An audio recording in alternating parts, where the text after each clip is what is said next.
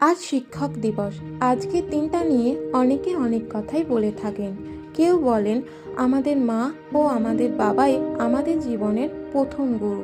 আমাদের দ্বিতীয় গুরু হলেন আমাদের বিদ্যালয়ের শিক্ষক ও শিক্ষিকারা।